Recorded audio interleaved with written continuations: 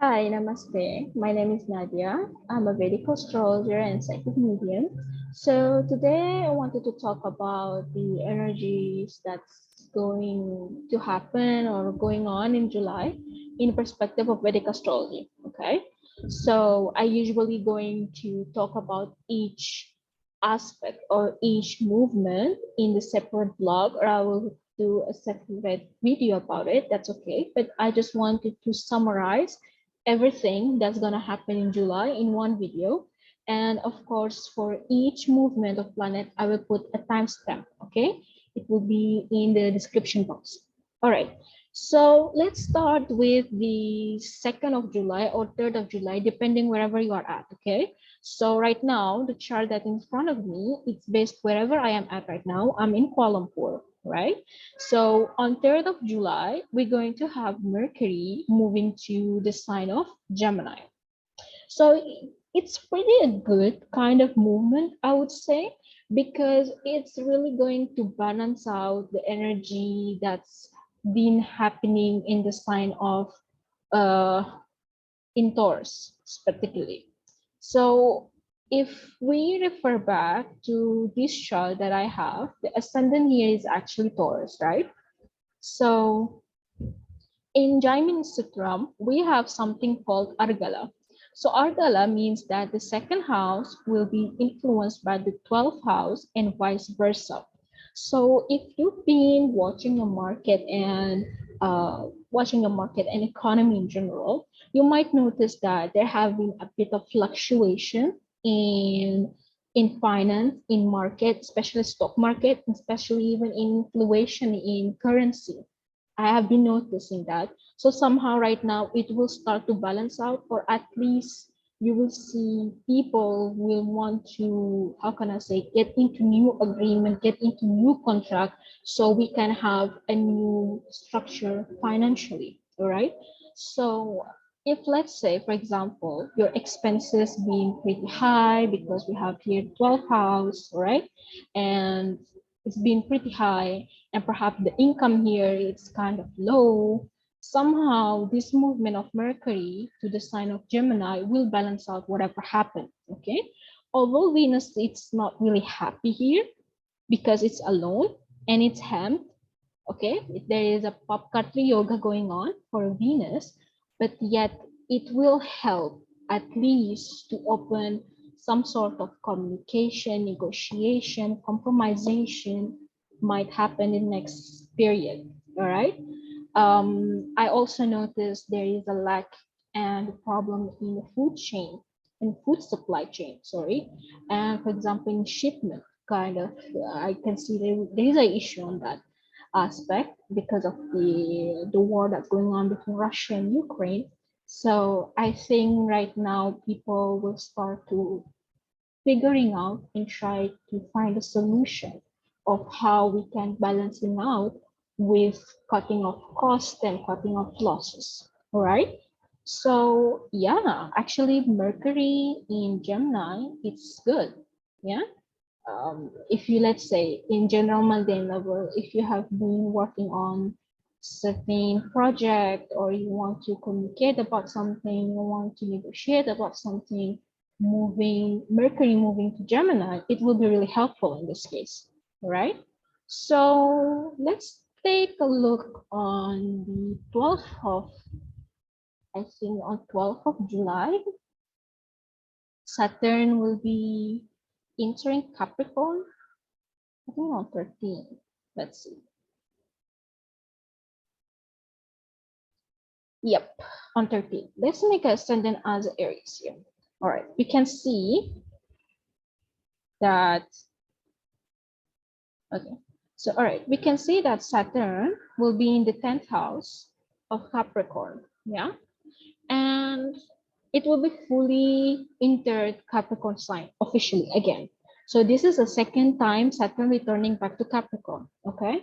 So you have to refer back to whatever happened or whatever going on or have been going on since November 2020, because that was the first period when Saturn entered a Capricorn, okay? So if let's say there have been some issues or something been lingering since last 2 years and didn't end yet, for example, something just how can I say, still bothering you or still in the air, which you want to finish it, you want to end it, there can be a good possibility that between now until May of 2023, Saturn will help you to finish it up. Saturn here is about structure. Saturn here about foundation. If let's say that you started something new at the beginning of this year, okay? Or I think around April something. Let's say at the beginning of this year, you started something and started a project or whatever you started with. Let's say there can be some turbulence or didn't work out or something kind of happened in between in just like a kind of rough and tough period. Saturn retrograde going back to Capricorn will let you look at the situation from different perspectives and try to find and figure out the way how to make it work. Saturn here, it's like doing a last check on you, on whatever you have done in the last 2 years, whether you change, whether you evolve, whether you really align with what you're supposed to do, what you're supposed to be doing, and things that should be done. It will be a recheck right now of Saturn. Going back to Capricorn, okay? And I kept emphasizing about the energy that's going on for Cancer here. Cancer here, I would say there is a strong trigger inside of us that we need to change something. We need to do something based on our emotions, other or rather than being logical and practical about it. What's going on is that we have Saturn is looking at the sign of Cancer, right? And we have Mars is looking at the sign of Cancer. And we have Jupiter also be looking at the sign of Cancer. And I think around, let's check, I think around 17, 18, just give me a second. Let's say it's 18. So you can see that Sun and Mercury also will be in the sign of Cancer. So can you imagine how heavy Cancer sign going to be in this month? It's like insane, and it's just insane, I would say, because what's happening when our comfort zone is start to be nudged, it start to be triggered, that we will see. I don't know if you can hear from the background, but it's just a crowd kind of like it's a Saturn talking here. So I will take it as an omen. Anyway, so a strong affliction or a strong focus in Cancer sign indicates that there will be a trigger or shake in our foundation structure or our emotional, how can I say, our emotional needs. Let's say, for example, if you thought having a certain job, it would be secured for you, perhaps right now, there will be a double, triple doubt about it, whether you really can sustain this job or not. If let's say, for example, having this property, it's kind of give you a security for the next 30 years, for example, that, hey, I have an asset, I have saving in this particular house, maybe in the next period, it will let you start doubting whether I should invest in other things or not, or I should, for example, sell it, or I don't know, do something about it, and so on. So it's more as nudging us in wherever we are relying on, and we thought this is our comfort zone or this is our stability. It will start to nudge us and let us questioning whether is this really the stability that I want, that I need. Okay, so Cancer here, it's really going to play out very strongly in terms of emotional level.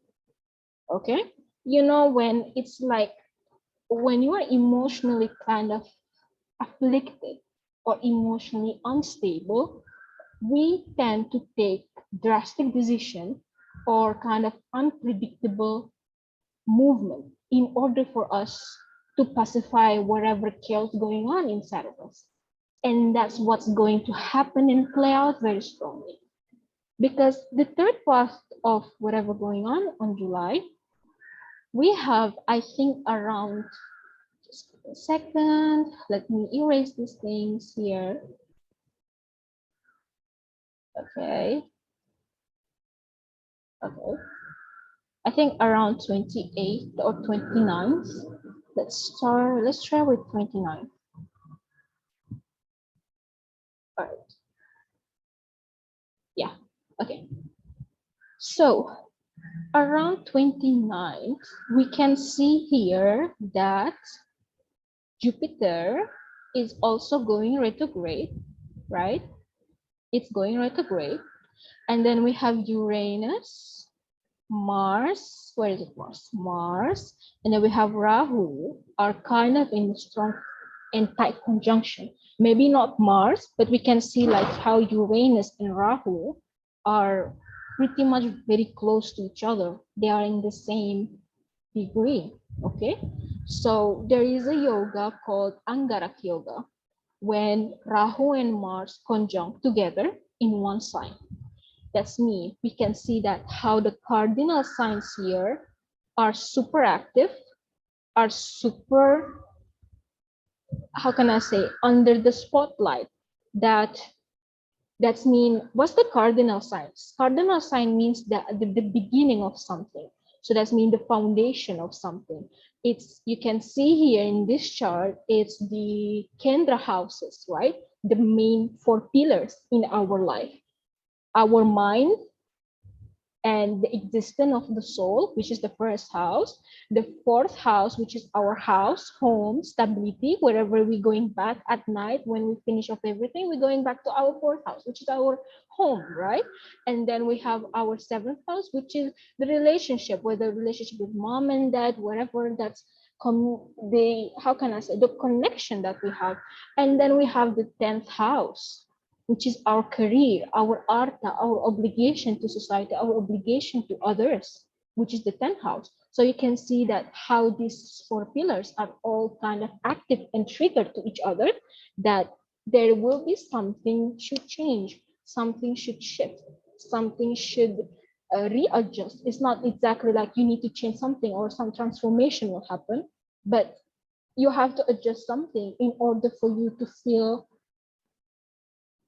how can I say, to feel comfortable, to feel good about the fourth house, because the focus here about the home. After the long night, after you go on work, after whatever, you're going back to your fourth house, which is where you are staying, home. Okay, stability, nourishment, emotional and mental peace. Okay, so this will be the focus of the next few months, in July, and it can be exaggerated. It might be, it's not really a right term to be said, extended. Let's say this energy will be extended until August. It can be also reached around the beginning of September. Okay, so if we want to talk about it quickly about the, how can I say, in the global mundane, you can see that Jupiter is retrograding in the sign of Cancer, is in the sign of Pisces, and is under nakshatra of Uttarabhadrapada. Okay, is the darkest or the deepest part of Pisces, and it's ruled by Saturn. Saturn itself is sitting here and is retrograding. Saturn itself also is looking at the Jupiter. There is an aspect, right? The third aspect of Saturn is in Pisces, towards Pisces. So if you notice that Aquarius sign here is kind of hemmed, okay? It's kind of hemmed between two planets retrograding. So we can see that there can be some, how can I say, global events, global kind of, I don't know, events, circumstance, government will be exposed, government might fall. And actually we start to see the vibe of it from now, yeah?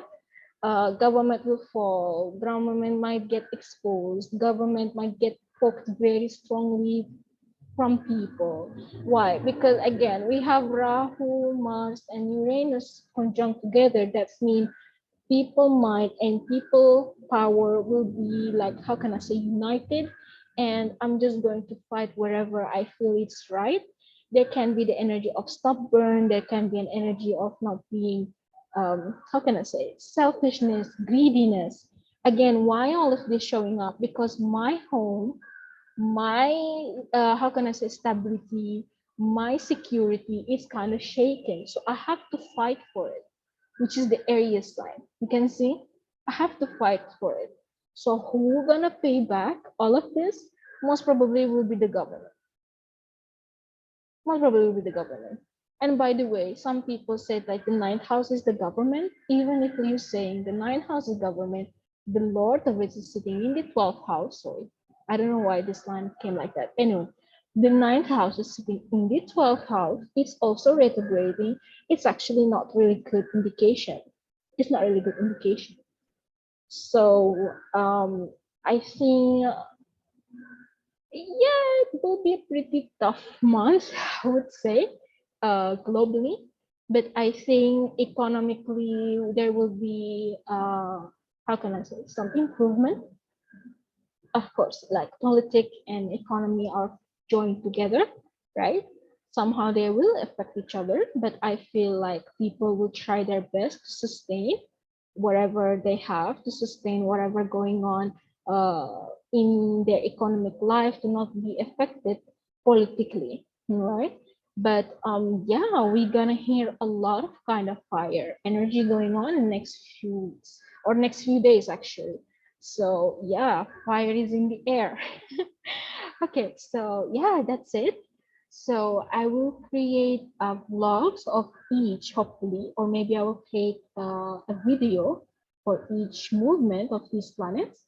And thank you so much for your time. Thank you for watching, and stay tuned. Please, if you need, please send me your feedback, or if you need any consultation or any inquiry, please send it to me via my website, which I will link it down in the description box. And see you next video. Thank you.